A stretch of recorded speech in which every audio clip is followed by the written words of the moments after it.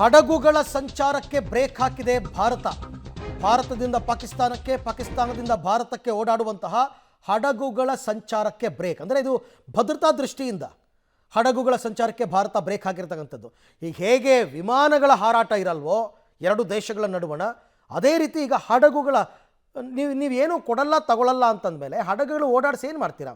Commercial ships ಎಲ್ಲ ಯಾವುದೂ ಓಡಾಡೋಂಗಿಲ್ಲ ಇನ್ಮೇಲೆ.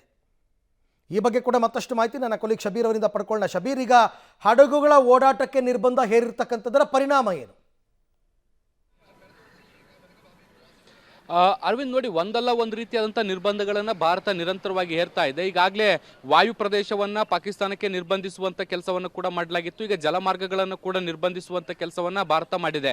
ಈ ಮೂಲಕ ಪಾಕಿಸ್ತಾನದಿಂದ ಬರುವಂಥ ವಸ್ತುಗಳು ಅಥವಾ ಭಾರತದ ಜಲಮಾರ್ಗವನ್ನು ಬಳಸಿಕೊಂಡು ಬೇರೆ ಬೇರೆ ದೇಶಗಳಿಗೆ ಪಾಕಿಸ್ತಾನ ಹೋಗ್ತಾ ಇತ್ತು. ಸೊ ಈಗ ಅವುಗಳನ್ನು ನಿರ್ಬಂಧಿಸುವಂಥ ಕೆಲಸವನ್ನು ಮಾಡಿದೆ. ಈಗ ಎರಡು ರೀತಿಯಾದಂಥ ಸಮಸ್ಯೆಗಳನ್ನು ಪಾಕಿಸ್ತಾನ ಎದುರಿಸುತ್ತೆ. ಒಂದು ಏನು ಜನಸಾಮಾನ್ಯರು ಓಡಾಡುವಂಥ ಶಿಪ್ಗಳೇನಿದ್ದಾವೆ ಅವುಗಳಿಗೆ ಸಮಸ್ಯೆ ಆದರೆ, ಮತ್ತೊಂದು ವಾಣಿಜ್ಯ ವಸ್ತುಗಳನ್ನು ತೆಗೆದುಕೊಂಡು ಬರ್ತಾ ಇದ್ದಂಥ ಶಿಪ್ಗಳಿಗೆ ಸಮಸ್ಯೆ ಆಗುತ್ತೆ. ಈಗಾಗಲೇ ಆಮದು ನಿರ್ಬಂಧ ಆಗಿರುವಂತಹ ಹಿನ್ನೆಲೆಯಲ್ಲಿ ಇದು ದೊಡ್ಡ ಪರಿಣಾಮಕಾರಿಯಾಗಿ ಅಲ್ಲ.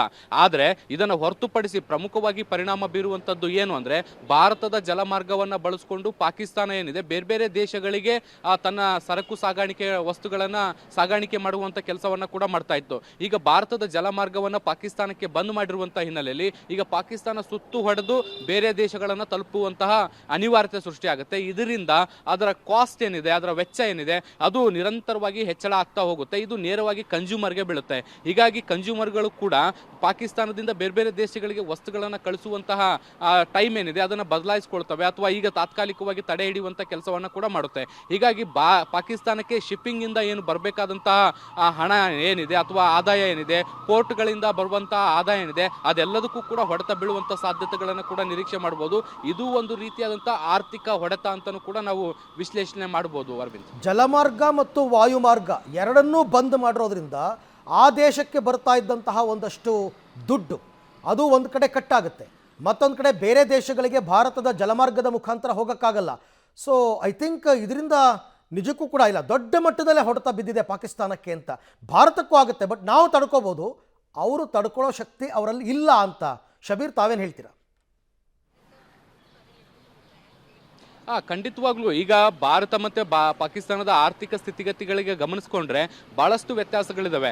ಭಾರತ ಯಾವುದೇ ರೀತಿಯಾದಂಥ ಆರ್ಥಿಕ ಸಮಸ್ಯೆ ಬಂದರೂ ಕೂಡ ಅದನ್ನು ಸಹಿಸಿಕೊಳ್ಳುವಂಥ ಹಂತದಲ್ಲಿದೆ. ಆದರೆ ಪಾಕಿಸ್ತಾನ ಈಗಾಗಲೇ ಆರ್ಥಿಕವಾಗಿ ದಿವಾಳಿಯಾಗಿರುವಂಥದ್ದು, ಬೇರೆ ಬೇರೆ ದೇಶಗಳು ಕೊಡುವಂಥ ಅನುದಾನವನ್ನು, ಸಹಾಯ ಹಸ್ತವನ್ನು ಬಳಸ್ಕೊಂಡಿರುವಂಥದ್ದು, IMF ಅನ್ನು ಕೊಡುವಂತಹ ಅನುದಾನವನ್ನು ಬಳಸ್ಕೊಂಡು ಈಗ ಆಡಳಿತವನ್ನು ನಡೆಸಬೇಕಾದಂಥ ಅನಿವಾರ್ಯತೆ ಸಿಲುಕಿದೆ. ಈಗ ಮಾಡ್ತಿದ್ದಂಥ ಸಣ್ಣ ಪುಟ್ಟ ಎಕ್ಸ್ಪೋರ್ಟ್ಗಳು ಕೂಡ ಬಂದಾಗ್ಬಿಟ್ರೆ ಅದು ದೊಡ್ಡ ಪ್ರಮಾಣದ ಪರಿಣಾಮ ಬೀರುತ್ತೆ. ಮುಖ್ಯವಾಗಿ ವಾಯು ಪ್ರದೇಶವನ್ನು ಬಂದ್ ಮಾಡಿರುವಂತಹ ಹಿನ್ನೆಲೆಯಲ್ಲಿ ಈಗ ಯುರೋಪಿಯನ್ ಕಂಟ್ರಿಗಳಿಂದ ಬರುವಂತಹ, ಏಷ್ಯಾಕ್ಕೆ ಬರುವಂತಹ ವಿಮಾನಗಳಿಂದವೆ ಅವೆಲ್ಲವೂ ಕೂಡ ಸುತ್ತು ಹೊಡ್ಕೊಂಡು ಹೋಗಬೇಕಾದಂತಹ ಅನಿವಾರ್ಯತೆ ಬರುತ್ತೆ. ಈಗ ನೋಡಿ, ಇವತ್ತು ಯುರೋಪಿಯನ್ ಕಂಟ್ರಿಯಲ್ಲಿರುವಂತಹ ಕೆಲವೊಂದಿಷ್ಟು ವಾಯುಯಾನ ಸಂಸ್ಥೆಗಳಿಂದವೆ ಅವು ಕೂಡ ಒಂದಿಷ್ಟು ನಿರ್ಧಾರಗಳನ್ನ ಮಾಡ್ಕೊಂಡಿರುವಂಥದ್ದು. ಪಾಕಿಸ್ತಾನದ ವಾಯು ಪ್ರದೇಶವನ್ನ ನಾವು ಬಳಕೆ ಮಾಡ್ಕೊಳ್ಬಾರ್ದು ಅನ್ನುವಂಥ ನಿರ್ಧಾರಕ್ಕೆ ಬಂದಿರುವಂಥದ್ದು.